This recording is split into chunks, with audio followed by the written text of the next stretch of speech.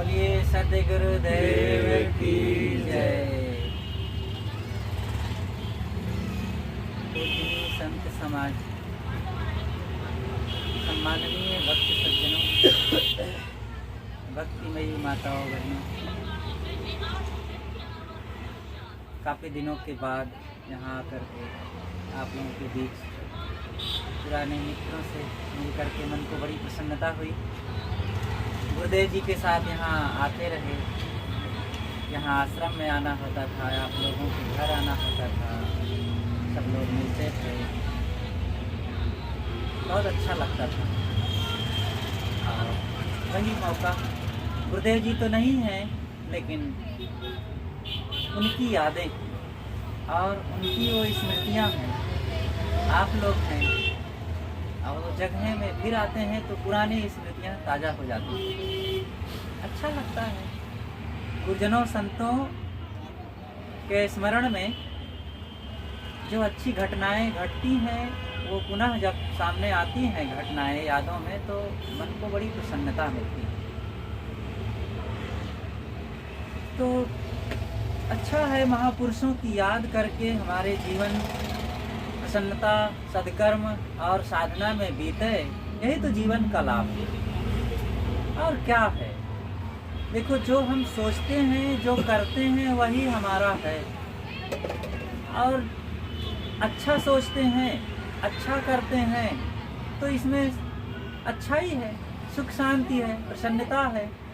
और नहीं तो ये धुआंधार में तो जिंदगी बीती ही जा रही है और मन तो बेतहासा बह ही रहा है। इसी को संभालना है, यही काम करना है।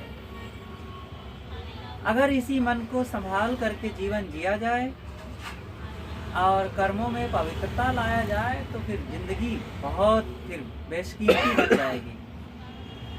नहीं तो देखते नहीं है एक मनुष्य कितना उसका महत्व है, सम्मान है, पूजा आरती है, सत्कार है, स्वागत है, और एक बेचारा मारा मारा फिरता है।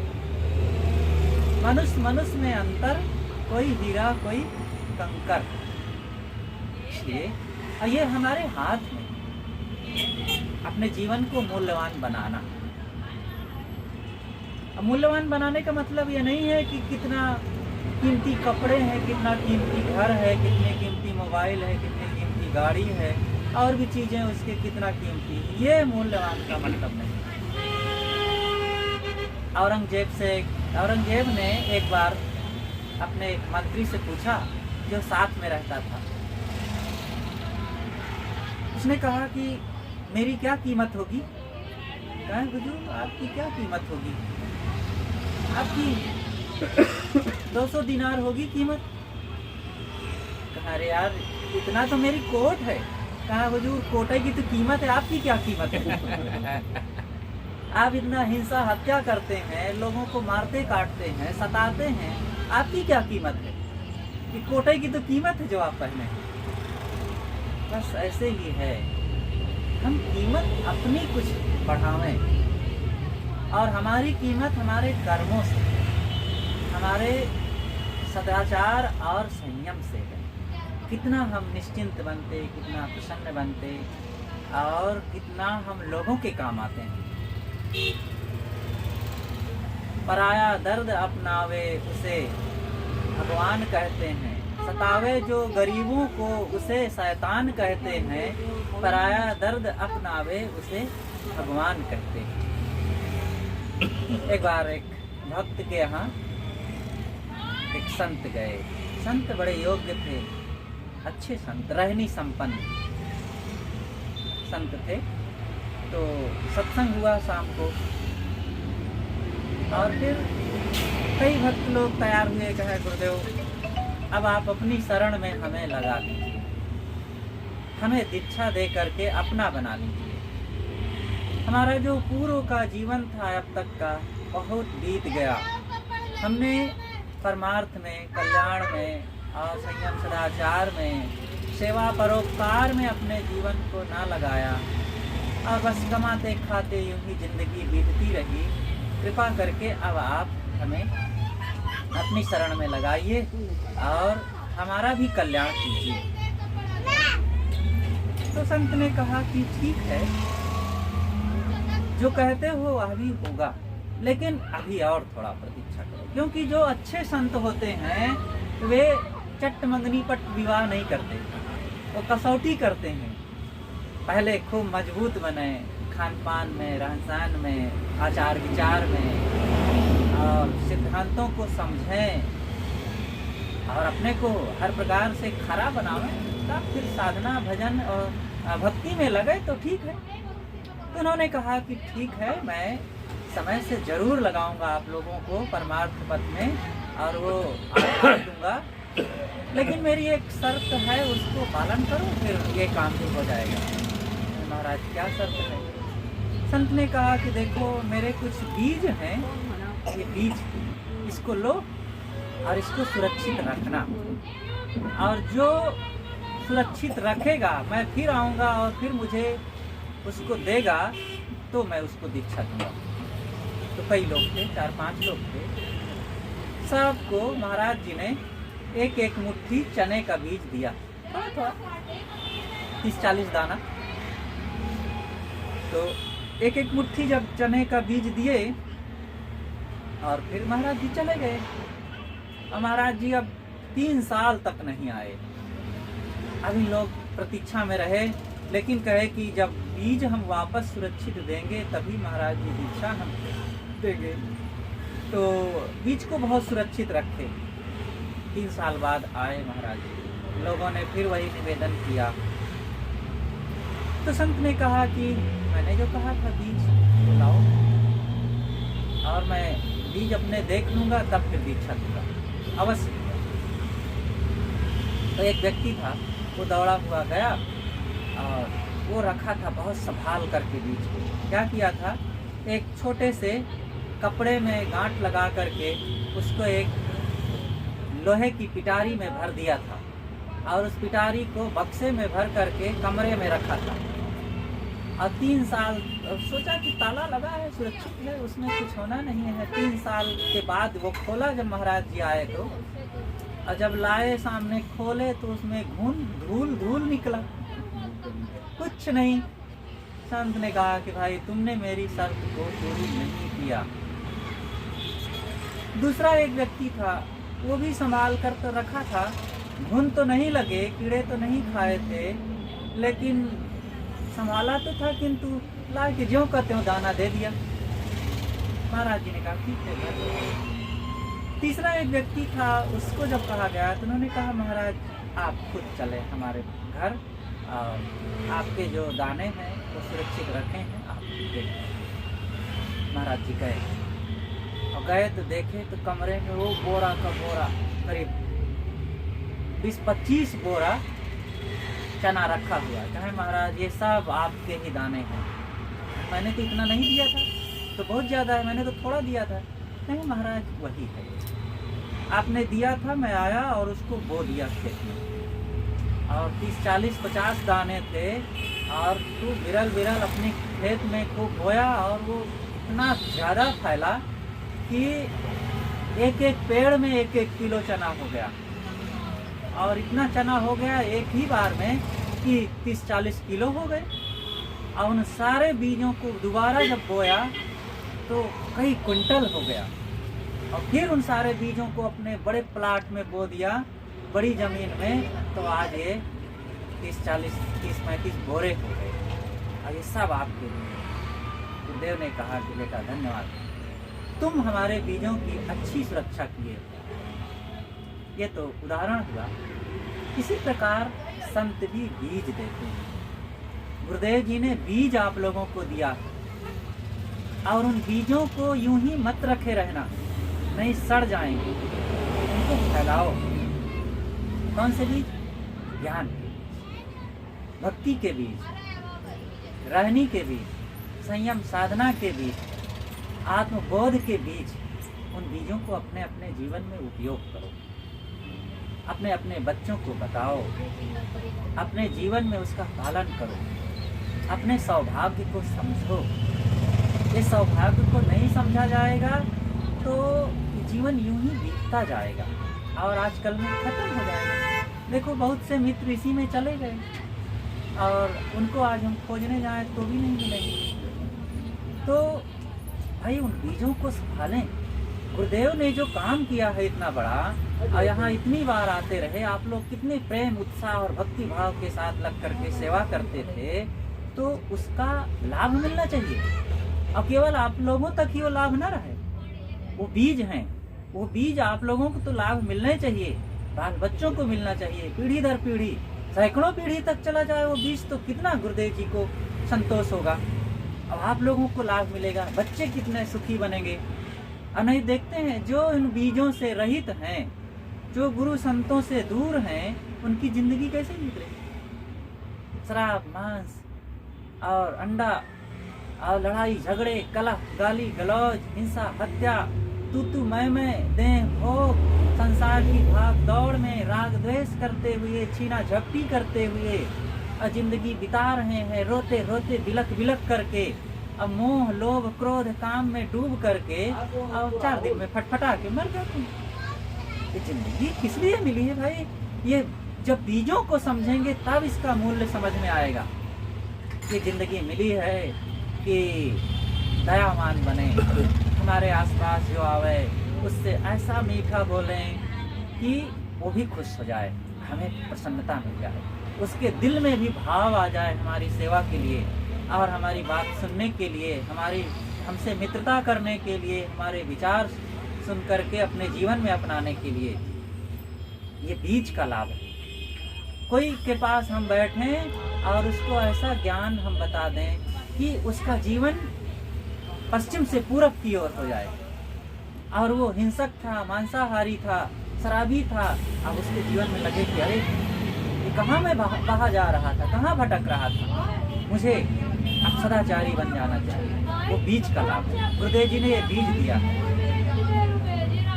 और अपने जीवन में हम, हमारी छोटी सी गृहस्थी हो कोई बात नहीं, चीज़ों का ज़्यादा महत्व नहीं, गुजर बसर होता रहता है, तो थोड़ा धन हो कोई बात नहीं, लेकिन उस थोड़े धन में हम जीना सीखें, प्रेम के साथ, संतोष के साथ, और सेवा सत्संग दान धर्म करते हुए,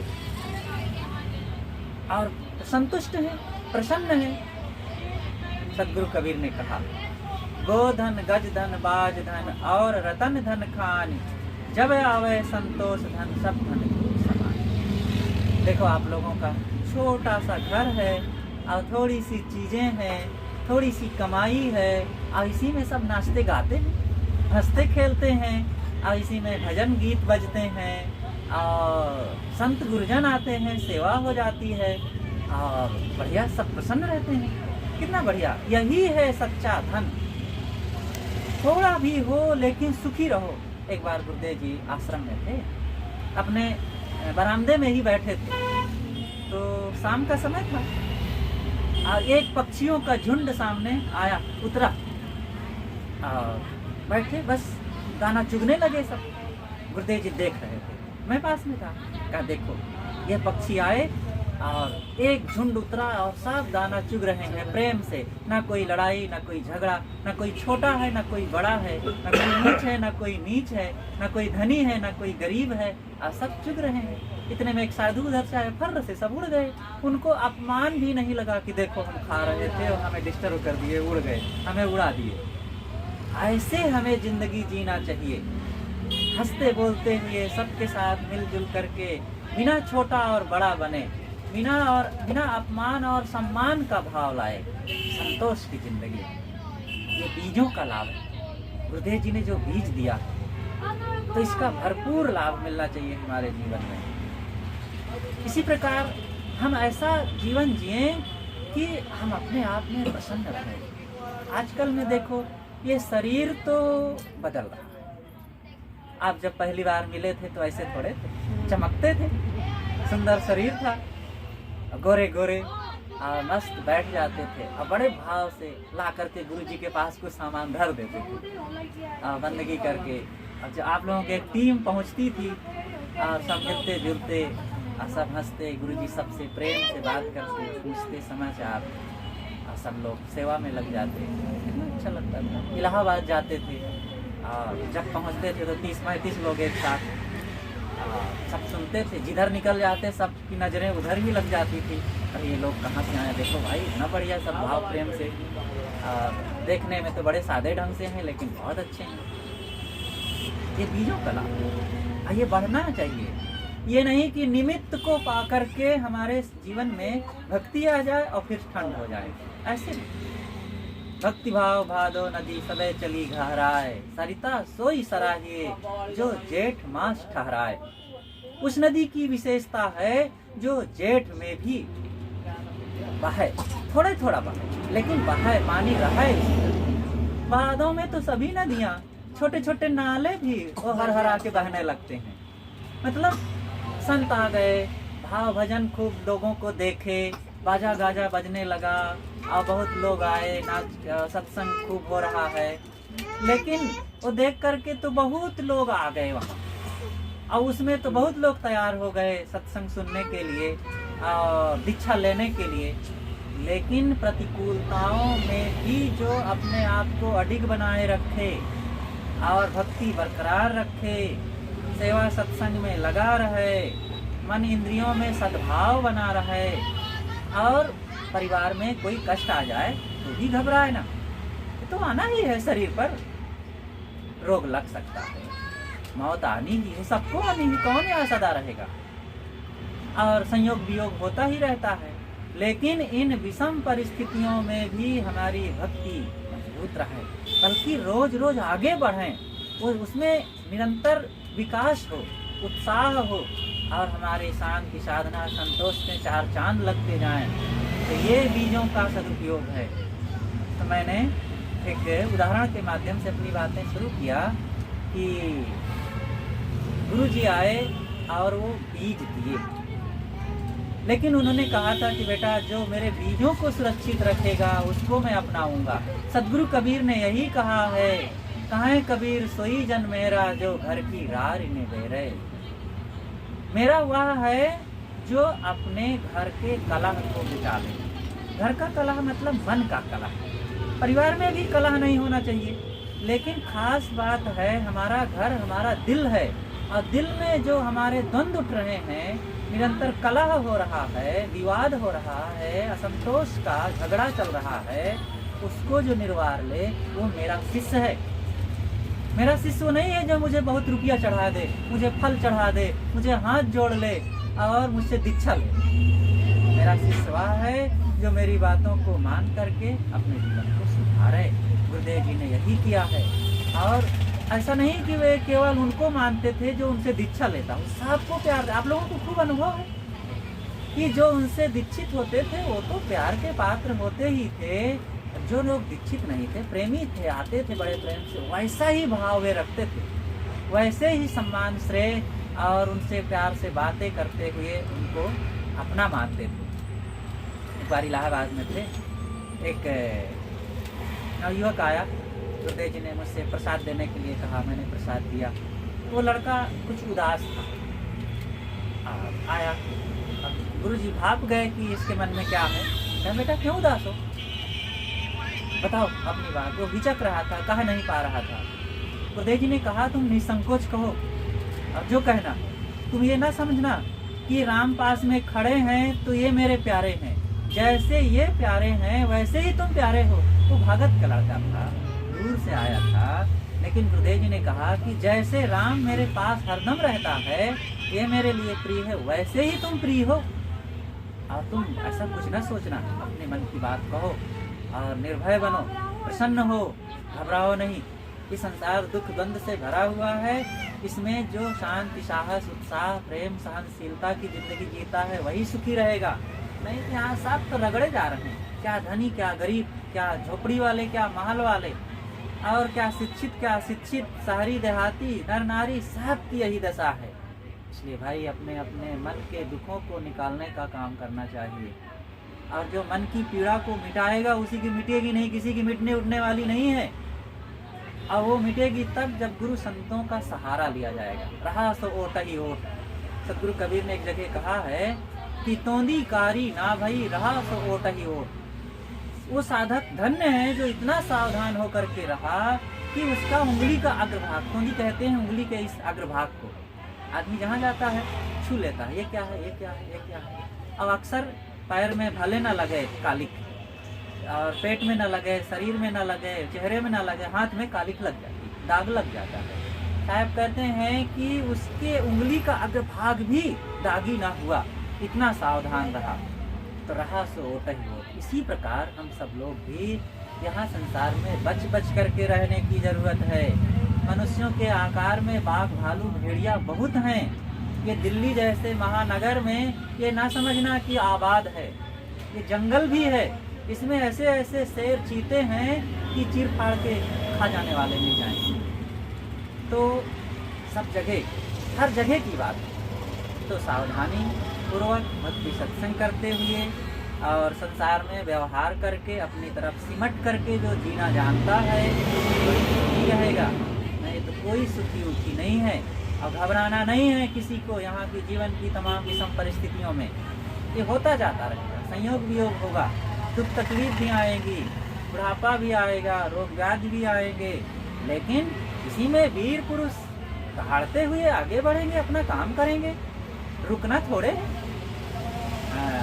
साहब ने एक जगह कहा है, मार्ग चलते जो गिरे ताकर नाही दोष, कहाँ कबीर बैठा रहे तासिर कर रहे कोस। रास्ते में चलते चलते कोई गिर जाए तो उसका दोष नहीं, लेकिन दोष तो उसका है जो एक बार गिर गया अब पड़ा है वहीं पर, उठने का नाम ही नहीं ले रहा है। गिरते हैं शाहसवार मैदाने जंग में, वे तिफल क्या गिरेंगे जो घुटनों के बल चलते हैं। अरे कोई कुशल घुड़सवार ही कभी गिर जाता है, वो बच्चे क्या गिरेंगे जो चलना ही नहीं जानते हैं और घुटनों के बल रेंग रहे हैं। ऐसे ही जो संसार में जीना ही नहीं जानते हैं, सत्संग की कभी हवा नहीं लगी है उनको, संतों के कभी दर्शन नहीं किए हैं, संयम सदाचार उनके जीवन में छू नहीं गया है, उनको गिरना उठने से कोई मतलब ही नहीं है। लेकिन जो बोध विचार सत्संग भजन में चलता है वही कभी लड़खड़ा भी सकता है, फिर उठ करके चले, फिर वही उत्साह भरे, फिर वही उमंग लावे, फिर वही मन में भाव भक्ति ला करके आगे बढ़े और अपने कल्याण की दिशा में आगे बढ़ करके जीवन को सफल बनावे। तो हम सब लोग वही उत्साह रखें, किसी को ढील ढाल नहीं होना है, अपने बाल बच्चों को भी वैसी मजबूती देते रहो। यही तो जिम्मेदारी है। दिल्ली वालों के लिए, सबके लिए जिम्मेदारी थोड़े है, लेकिन कम से कम जिनके लिए जो जिम्मेदारी है वो काम करते चलें, स्वयं के लिए, परिवार के लिए और अपने मन के लिए। मन ही हमारा धन है, इसलिए सबको अपने अपने मन को संभाल के रखना है और साथ साथ अपने को पहचाने। ये शरीर हम नहीं है, ये बदल रहा है रोज रोज, और आजकल में ये पपड़ी टूट करके गिर जाएगी, लेकिन इस शरीर से, शरीर के नाम रूप से, शरीर संबंधी घर परिवार से हम अलग अविनाशी आत्मा हैं। उस आत्मा का बोध तब होगा जब सत्संग में जाकर के वो गुरु ज्ञान ग्रहण करें और अध्ययन मनन करें, एकांत में बैठ करके अपने हाथ पैर मन इंद्रियों को समेट करके अंतर्मुख हो करके जब चिंतन करेंगे और फिर जब सारा चिंतन शांत हो जाएगा तब उस आत्मा का बोध होगा और उस दशा में ठहराव होगा और अपनी वास्तविकता का फिर पता चलेगा कि मेरा स्वराज्य कैसा है। आत्मा का राज इस संसार के भौतिक राज ऐश्वर्य से बहुत विशाल है और बहुत कीमती है, इसलिए अपने उस आत्म ऐश्वर्य को और स्वराज्य को सबको पाना चाहिए। बाहर का राज मिलने के बाद भी 5 साल में छूट जाता है, बड़ी बड़ी गद्दियाँ हिल जाती हैं और बड़े बड़े बादशाह यहाँ से चले गए जो पूरे भारत पर जिनकी हुकूमत चलती थी, अब वे भी मिट्टी के नीचे सड़ गए। लेकिन जो आत्मा के राज में पहुँच जाएगा उसको सड़ने गलने मिटने की कोई बात नहीं रहती है, वो अमर हो जाता है। इसलिए हम भी उसी अमर लोक की, आत्म शांति की, आत्म कल्याण की तैयारी करें और अपने जीवन में वो धन प्राप्त करके जीवन को सफल करें। बोलिए सद्गुरुदेव की जय।